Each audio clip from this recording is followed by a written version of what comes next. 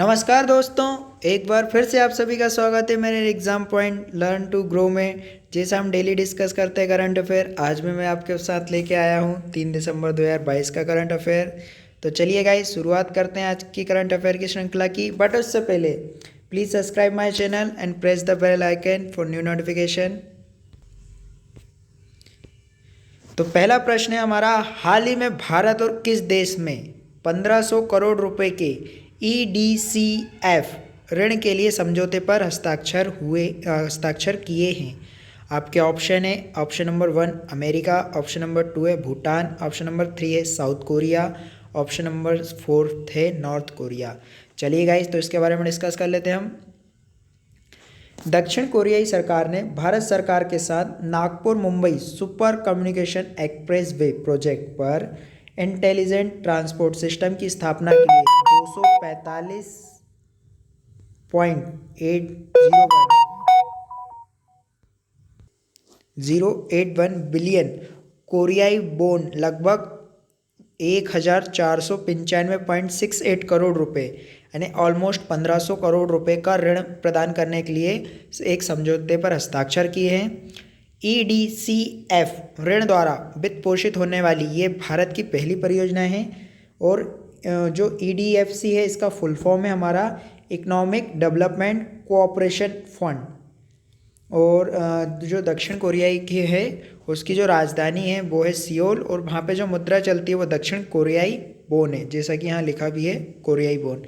तो गाइज, इसका जो राइट आंसर होगा वो होगा हमारा ऑप्शन नंबर C और 3 साउथ कोरिया। चलिए नेक्स्ट क्वेश्चन देखते हैं क्या है।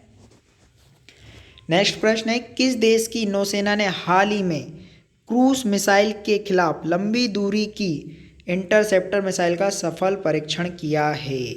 आपके ऑप्शन है इजराइल, ऑप्शन नंबर B है अमेरिका, ऑप्शन नंबर 3 है भारत, ऑप्शन नंबर 4 है भूटान। चलिए गाइस, तो इसका देखते हैं हम क्या है आंसर्स।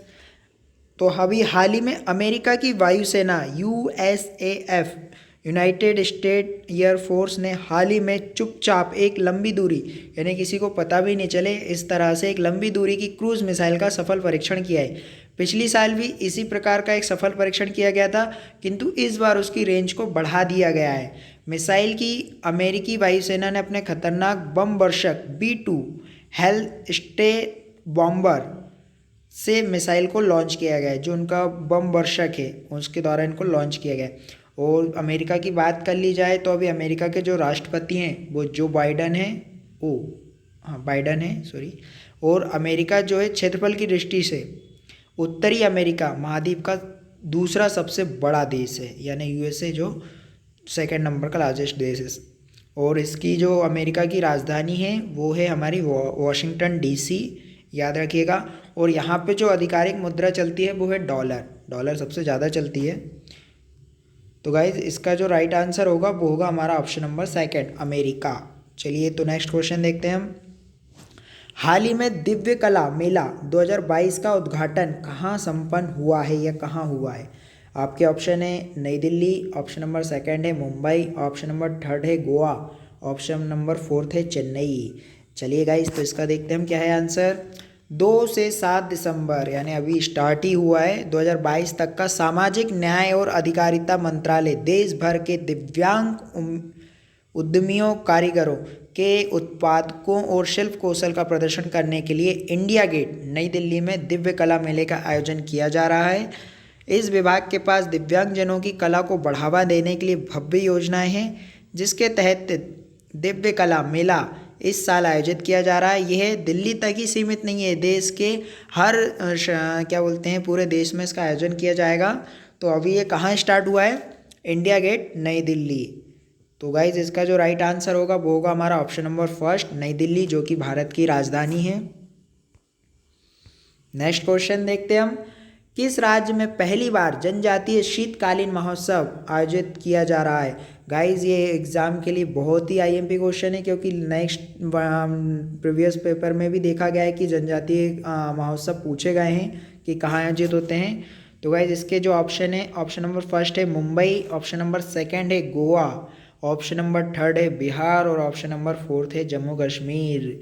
इसमें जो दो मोस्ट आईएमपी ऑप्शन है वो है एक मुंबई और एक गोवा। यहाँ ज़्यादातर शीतकालीन महोत्सव होते हैं और गोवा तो मोस्ट फेवरेट है सबका। चलिए देखते हैं क्या होता है इसका आंसर। तो जम्मू कश्मीर के बांदीपोरा जिले में बुधवार को अपनी तरह का पहला जनजातीय शीतकालीन महोत्सव आयोजित किया गया है। जो जम्मू कश्मीर में है। जम्मू कश्मीर की जो राजधानी है वो दो हैं, एक श्रीनगर है जो मई से अक्टूबर तक महीने तक है, और फिर एक जम्मू है जो नवंबर से अप्रैल तक के लिए। यानी हर साल विंटर कैपिटल अलग होती है और गर्मी में कैपिटल चेंज हो जाती है इसकी। तो जम्मू कश्मीर, तो इसका जो राइट आंसर होगा वो होगा हमारा option number fourth Jammu Kashmir. अभी जम्मू कश्मीर को यूनियन टेरिटरी का दर्जा दे दिया गया है। तो हमारे भारत में जो है अब 29 राज्य और 7 केंद्र शासित प्रदेश बचे हैं और जम्मू कश्मीर को 370वें संविधान के तहत अलग किया गया था। तो जम्मू कश्मीर और लद्दाख को यूनियन टेरिटरी का दर्जा दिया गया है, पहले जम्मू कश्मीर राज्य था। चलिए गाइज, तो नेक्स्ट क्वेश्चन देखते हैं हम हमारा। हाल ही में भारत और बांग्लादेश के बीच संबंधों को चिन्हित करने वाला सिलचर महोत्सव कहाँ संपन्न हुआ है या कहाँ हुआ है। गाइज मोस्ट आईएमपी क्वेश्चन है, याद रखिएगा। सिलचर महोत्सव ये पूछा गया है एग्जामों में। आपके ऑप्शन है Madhya Pradesh, option number B है असम, ऑप्शन नंबर सी है सिक्किम, ऑप्शन नंबर डी है मणिपुर। चलिए गाइज देखते हैं क्या है इसका आंसर। भारत एवं बांग्लादेश के पड़ोसी क्षेत्रों के मध्य घनिष्ठ सांस्कृतिक संबंधों का उत्सव मनाने वाला प्रथम सिलचर महोत्सव 2 दिसंबर 2022 को असम की बराक घाटी में प्रारंभ हुआ। बांग्लादेश के विदेश मामलों के मंत्री SK अब्दुल मोमन 2 दिवसीय कार्यक्रम में भाग लेने के लिए लगभग 75 सदस्यों के एक प्रतिनिधि मंडल का नेतृत्व करेंगे, जिसमें मंत्री, व्यवसायी एवं सांस्कृतिक एवं अनुप्रतीक सम्मिलित होंगे। ये इंडिया फाउंडेशन द्वारा केंद्रीय संस्कृति मंत्रालय के तत्वाधान में Bangladesh foundation for regional studies के सहयोग से आयोजित किया जा रहा है। तो गाइज ये नोट डाउन कर लीजिएगा, किसके द्वारा आयोजित किया जा रहा है। ये Bangladesh foundation for regional studies के द्वारा आयोजित किया जा रहा है। और सिलचर जो महोत्सव है वो किन 2 देशों के बीच में हो रहा है उत्सव, भारत और बांग्लादेश। ये आयोजन भारत की स्वतंत्रता के 75 वर्ष एवं पाकिस्तान से बांग्लादेश की मुक्ति के 50वीं वर्षगांठ के उपलक्ष्य में होगा। तो गाइज इसका जो राइट आंसर है वो होगा हमारा option number B Assam. Assam में कांजीरंगा नेशनल पार्क भी है गाइज, बहुत पूछा जाता है, याद रखिएगा। चलिए नेक्स्ट क्वेश्चन देखते हैं। आईएमपी क्वेश्चन है गाइज। किस राज्य ने 1 दिसंबर को अपना 60वां राज्य दिवस मनाया है। आपके ऑप्शन है मणिपुर, मेघालय, मिजोरम, नागालैंड। यानी ऑलमोस्ट 7 सिस्टर्स का नाम दे दिया गया है, 7 सिस्टर। चलिए तो इसका आंसर देखते हैं। भारत का उत्तर पूर्वी राज्य नागालैंड 1 दिसंबर 2022 को अपना 60वां स्थापना दिवस मना रहा है।